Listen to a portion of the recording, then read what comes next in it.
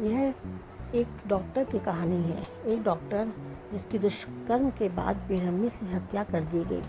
इसे आप कहानी मत समझिए, यह एक सच्ची घटना पर आधारित है। मौमिता देवनाथ प्रोफेशन से एक डॉक्टर हैं और उनका जन्म 1994 को भारत में पश्चिम बंगाल के कोलकाता में हुआ था। उनके पिताजी का नाम शेखर रंजन देवनाथ और उनकी माताजी एक हाउसवाइफ है। वह 31 साल की थी जब उनका मर्डर हुआ था। दोस्तों, ये हादसा बहुत ही दर्दनाक था और अभी ये लेटेस्ट ही हुआ है अगस्त में। और हम चाहते हैं कि इस बच्ची को, हमारे देश की इस बेटी को आप लोग न्याय दिलाने की कोशिश करें, सबका साथ दें, देश का साथ दें। इस बच्ची के साथ जो घटना हुई है उस पर हमें चाहिए कि बड़ी से बड़ी कार्रवाई हो और उन्हें कड़ी से कड़ी सज़ा मिले अपराधियों को। बचपन से ही पढ़ाई में बहुत अच्छी थी और उनका सपना एक डॉक्टर बनकर देश और समाज की सेवा करने का था।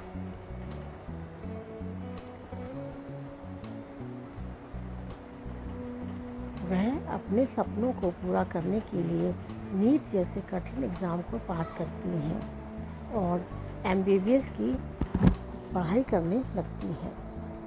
वह आरजी कर मेडिकल कॉलेज कोलकाता में मेडिकल ट्रेनिंग कर रही थी जब इनके साथ यह दर्दनाक हादसा हुआ। सेकेंड ईयर में थी और नाइट ड्यूटी कर रही थी। तभी रात में उनके साथ ये हैवानियत होती है, यौन शोषण कर उनकी हत्या कर दी जाती है। दोस्तों, सचमुच ये कितना दर्दनाक रहा होगा, यह हम नहीं बता सकते, इन शब्दों में नहीं हम बता सकते। इसके लिए हमारे शब्द भी कम ही पड़ जाएंगे। उस बच्ची ने कितना दर्द झेला होगा, यह वही जान सकती है। हम तो सिर्फ आपको ये बताना चाहते हैं कि जो है, प्लीज़ आप लोग जो है इस बच्ची को न्याय दिलाने में मदद करें। यह दुखद घटना कोलकाता के आरजी कर मेडिकल कॉलेज कैंपस में रात लगभग 3 बजे के आसपास घटित होती है, लेकिन अस्पताल वालों को यह जानकारी सुबह जाकर पता चलती है। रात में वो अपना काम करके थोड़ी देर के लिए रेस्ट करने के लिए गई थी और उसी वक्त उस बेटी के साथ, इस देश की बेटी के साथ यह घटना हो जाती है। उसने कभी सोचा भी नहीं होगा कि आज रात मेरे साथ क्या होने वाला है, मैं कल सुबह देख पाऊँगी कि नहीं देख पाऊँगी।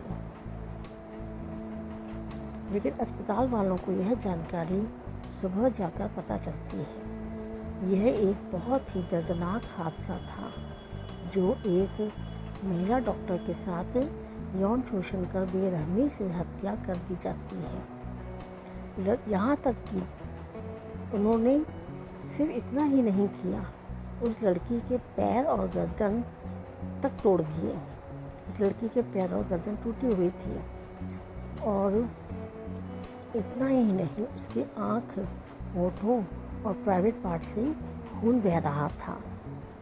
इतना होने के बावजूद भी इस केस को दबाने की पूरी कोशिश की गई, पर धीरे धीरे यह हॉस्पिटल से बाहर तक फैल गई, जिसके खिलाफ भारत के सभी डॉक्टर प्रोटेस्ट करने लगे। सब जगह आंदोलन होने लगा। बेटी को न्याय दिलाने के लिए प्रोटेस्ट शुरू हो गए और सब जगह न्याय की मांग की जाने लगी। जितने भी डॉक्टर्स थे पूरे भारत में, सब प्रोटेस्ट करने लगे और न्याय की मांग करने लगे। एक पिताजी अपनी बेटी को डॉक्टर बनने के लिए खुद से दूर कहीं पढ़ने के लिए भेजता है। मेडिकल कॉलेज एक सुरक्षित जगह होती है जहाँ बेटियां समझती हैं कि हम यहाँ सुरक्षित हैं, वही जगह सुरक्षित नहीं है, ये कौन जानता था। एक पिता भी नहीं जानता था जिसने अपनी बेटी को डॉक्टर बनने के लिए वहाँ भेजा, उस कैंपस में भेजा, इस उम्मीद से भेजा कि वह एक सफल डॉक्टर बनेगी। उस पिता के पास अस्पताल से फ़ोन आता है, आपकी बेटी ने सुसाइड कर लिया है। पहले तो यह खबर पहुंचती है कि आपकी बेटी बीमार है, उसकी तबीयत बहुत ज़्यादा ख़राब है। फिर दूसरा कॉल जाता है कि नहीं, आपकी बेटी ने सुसाइड कर लिया है।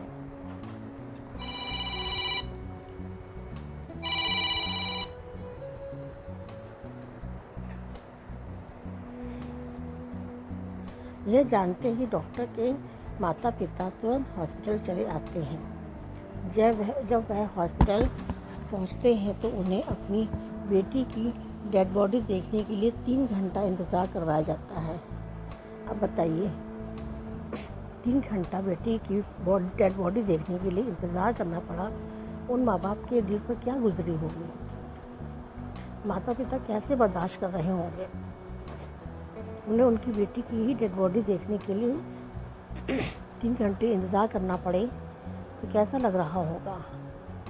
और 3 घंटा इंतज़ार करने के बाद जब वह अपनी बेटी की लाश बेड पर पड़े देखते हैं तो दिल मुंह को चला आता है, कलेजा फट जाता है। उसे एक कपड़े से ढका हुआ भी नहीं था, बिल्कुल ऐसे ही अर्धनग्न बॉडी लेटा दिया गया और पूरे शरीर पर कटा हुआ निशान था। कितनी तकलीफ हुई होगी उन माँ बाप को अपनी बेटी को इस हालत में देखकर। कम से कम उसे कपड़ा तो डाल देना चाहिए था उसकी बॉडी पर। कितने निर्मम होंगे अस्पताल वाले, हॉस्पिटल वाले। डॉक्टर मोमिता देवनाथ की बॉडी का पोस्टमार्टम किया गया तो पता चला कि 1 से अधिक लोग इस दुष्कर्म में शामिल थे, क्योंकि पोस्टमार्टम रिपोर्ट में 1 से अधिक लोगों के स्पर्म बरामद हुए थे। किस तरह से झेला होगा इसने इस बेरहमी को, इस बच्ची ने बहुत दर्द बर्दाश्त किया होगा। ये हम आप नहीं बता सकते, ना हम बयान कर सकते हैं, ना इन शब्दों से बयान कर सकते हैं। बस हम चाहते हैं कि इस बच्चे को इंसाफ मिले, इसके माँ बाप को भी इंसाफ मिले, उनकी बेटी की कातिलों को सख्त से सख्त सज़ा मिले, कड़ी से कड़ी कार्रवाई की जाए। और इस केस की पूरी तरह से जांच पड़ताल की जा रही है। इसमें एक अपराधी संजय नाम का गिरफ्तार किया गया है। हम चाहते हैं कि सिर्फ संजय ही नहीं, एक अपराधी ही नहीं, जितने भी वहाँ थे वो सब गिरफ्तार किए जाएं और सबको कड़ी से कड़ी सज़ा दी जाए। जब घटना की जानकारी लोगों को पता चलती है तो सभी लोग इसका विरोध करने लगे और मामला धीरे धीरे पूरे देश में फैल गया। और आज पूरे देश के डॉक्टर ही नहीं बल्कि आम आदमी भी डॉक्टर मौमिता हत्या को लेकर प्रोटेस्ट कर रहे हैं।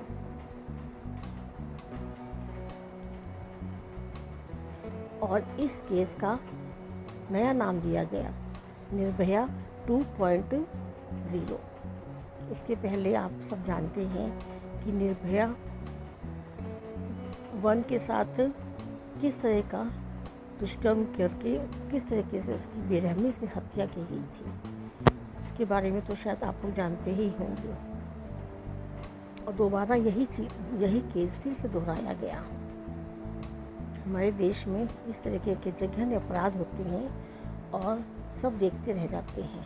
अगर इन्हीं अपराधियों को कड़ी से कड़ी सज़ा दी जाए तो शायद इस तरीके के केस हमारे यहाँ देश में दोबारा ना हो, या करने से पहले अपराधी एक बार जरूर सोचे।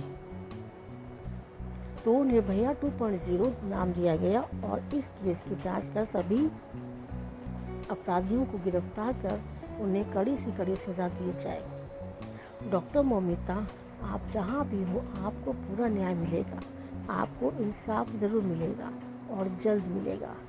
उन अपराधियों को कड़ी से कड़ी सज़ा दिलवाई जाएगी। हमें उम्मीद है उन्हें जल्दी ही कड़ी से कड़ी सज़ा मिलेगी। आपको और आपकी माता पिता को पूरा इंसाफ मिलेगा।